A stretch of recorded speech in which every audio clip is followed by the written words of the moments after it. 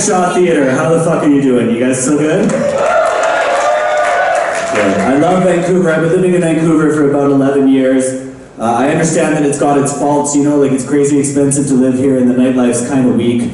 But there are certain complaints that I just can't get behind. I get especially annoyed when women move here from the prairies and then complain about there not being enough dudes.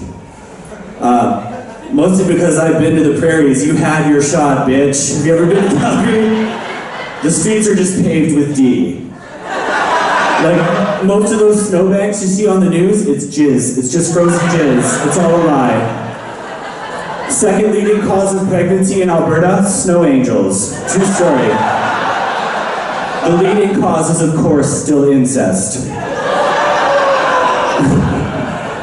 Also, when women say there's not enough men here, what they mean is there's not enough white men here, and lots of us don't see that as a problem, honey.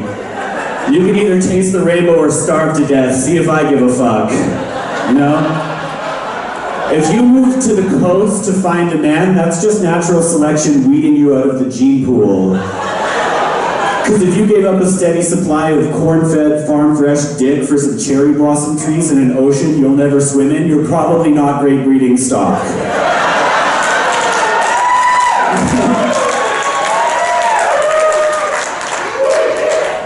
Notorious thick person, Amber Rose, recently said that she doesn't think a woman should have to let her pussy rest between boyfriends, which I have to say I totally fucking agree with. It's your pussy, you know its limit, fuck within it, I don't care. But I did just sort of love the term pussy rest, you know? It just sounds cool. Pussy rest sounds like what Donald Trump calls maternity leave. Doesn't it? Pussy rest sounds like a bargaining chip that the prostitutes will use when they finally unionize, you know? The pimps are like, look, you can have a half day on Christmas, but we need you fucking on Boxing Day. And the hookers are like, oh, we'll fuck on Boxing Day when we get 10 minutes pussy rest between Johns. We want 2 days pussy rest after Fleet Week. And we get to give up anal for Lent. You know most of us are Catholic, come on. I'm what's known as a gold star gay, which means I've only ever slept with my own gender. It's a term that I throw around loosely because I think it's funny and I forget sometimes that people don't know what it means. I had a coworker come up to me recently and she was like, Steve, what is a gold star gay anyways? Is that like a rating you guys get on one of those dating apps? And I was like, no, you don't get a gold star on Grindr, that's Airbnb. Those two are very, very different. Although to be fair, you can use both of them to find someone to mess up your basement suite, am I right, bottoms? I asked my stepbrother, who's a fucking asshole, what he thinks a gold star gay is, and he goes, I don't know, I assume that's a medal you guys give yourself for not dying of AIDS yet?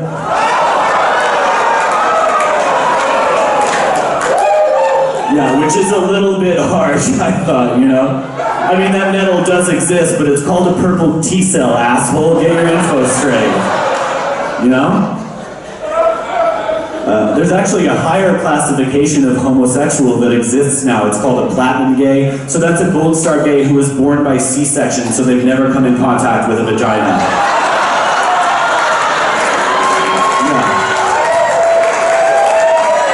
And as soon as I found out that existed, I was fucking furious, because I'm not at the top of the food chain anymore, you know? And I don't think it's fair that your mom having a broken pussy should make me a second-class sodomite. That doesn't make any sense. Like, if your mom didn't even push you out manually, I hope her boss at least docked her pussy rest.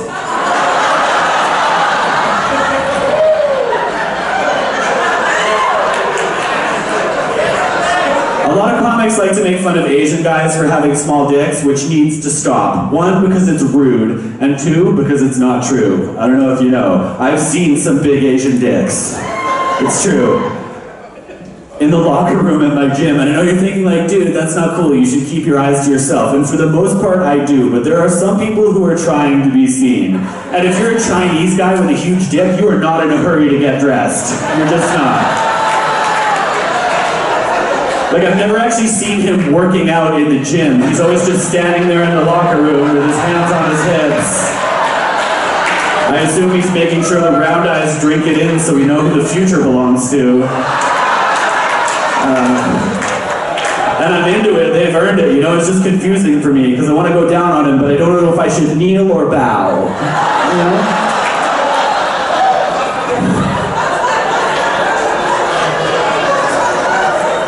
My boyfriend and I have been in a relationship for a long time without giving away too much info. One of us is circumcised and one of us is not.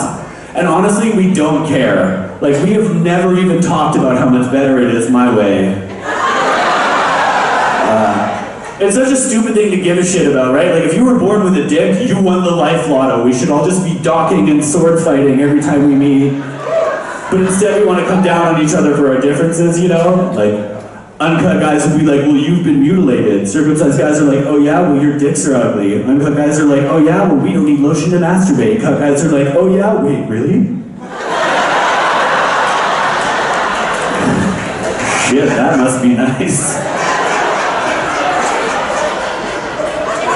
I really don't care. I've always looked at dicks the same way I look at shirts. I'm less concerned with the neckline than I am with the fit. You know? I don't care if he's got a crew neck or a turtleneck or a hoodie, as long as it's an extra large. We're good. I mean, I'm just gonna put a rain poncho over top anyways, right? Unless I'm super drunk or he's cool with me not putting a rain poncho over top.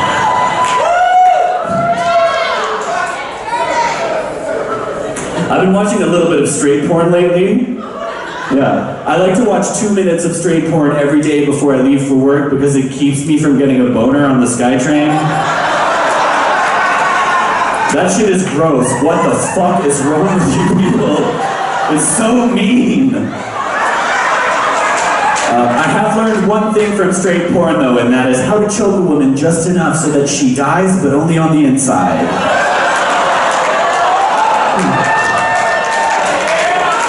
Something you guys are great at.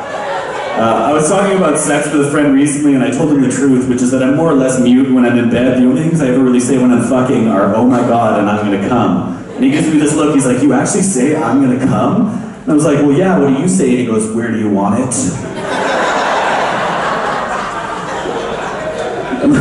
I think that's kind of considerate, but it weirds me out, mostly because I wouldn't know what to do with that much choice. You know, like he doesn't say face or tits or on you or in you, he just says, where do you want it? Like if I was fucking someone and they were like, alright, where do you want it? It'd be like, on your roommate's toothbrush?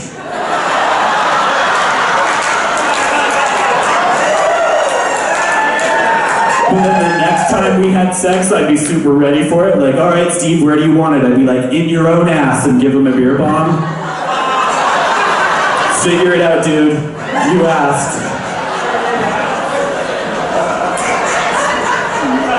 I was at a house party recently and there was this woman there who was very obviously pregnant and she was guzzling beer and she was chain smoking and she clearly didn't give a fuck who saw it. And I didn't know what to do in that situation, I felt weird. So I went to a bathroom and I phoned my mother.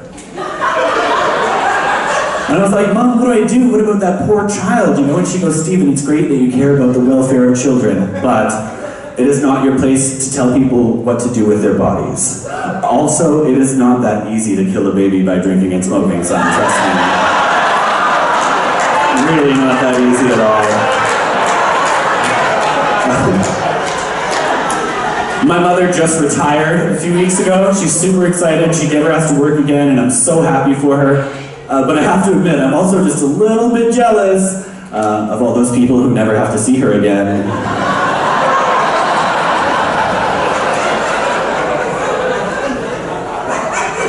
There's this article that keeps going around on Facebook and it drives me nuts.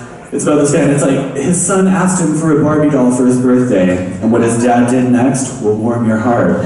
And it doesn't warm my heart at all. This guy buys his kid a doll, which who gives a fuck? You should get your kids whatever toys they want regardless of their gender. What you shouldn't do is take a bunch of photos of your son while he's figuring his sexual shit out and then put them all over the internet so you look like a cool dad. What a fucking dick move that is, you know? A headline that would have warmed my heart would be, he asked his father for a Barbie doll for his birthday, and what his dad did next is unclear because he respected his son's right to privacy.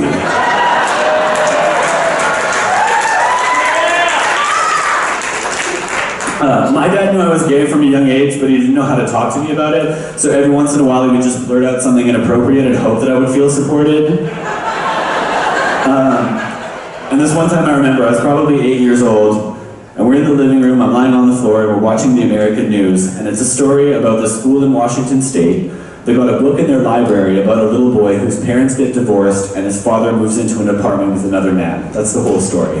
And so of course these redneck assholes were protesting, and they send a camera crew, and they put a microphone in this one hillbilly's face, and the reporter's like, "Sir, I don't understand, what's the big deal? It's just a book. Why is everyone so upset?" And he goes, "I don't want my children to know about that lifestyle. My kids shouldn't know about sodomy. That's disgusting." And my father looked at me, and he looked at the TV, and he said, "Son, I'm sure that guy fucks his wife in the ass."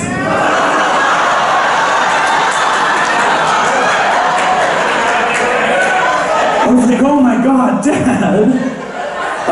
When he does, do you think he says I'm gonna come, or where do you want it? My name's Steev. You guys have been amazing. Thank you so much.